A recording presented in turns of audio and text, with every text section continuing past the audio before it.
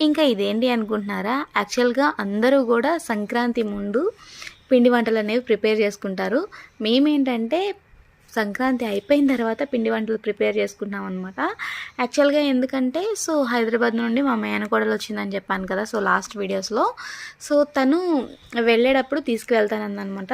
అందుకని చెప్పి మనం సంక్రాంతి ముందే చేసుకున్నామనుకోండి, తనెలాగో ఒక 1 వీక్ వరకు ఉంటుంది.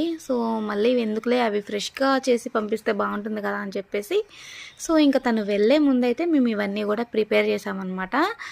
ఈ వీడియోలో వచ్చేసి కొన్ని పిండి వంటలు అంటే ఒక 3 రకాలో, 4 రకాలో ప్రిపేర్ చేసినట్టున్నాము. ఇంకా అవన్నీ అయితే చేస్తున్నామనమాట. ఫస్ట్ వచ్చేసి కజ్జికాయలు అంటాం మేము. మరి మీరేమంటారైతే నాకైతే కామెంట్ చేయండి. అంటే ఒక్కో ఊర్లో ఒక్కొక్కలాగా పిలుస్తున్నారు. మేమైతే కజ్జికాయలు అంటామనమాట. ఇంకా మేమొచ్చేసి అవి ప్రిపేర్ చేస్తున్నాము. ఇంకా మా వదిన వాళ్ళైతే చెక్కలు అంటారు కదా! వాటికైతే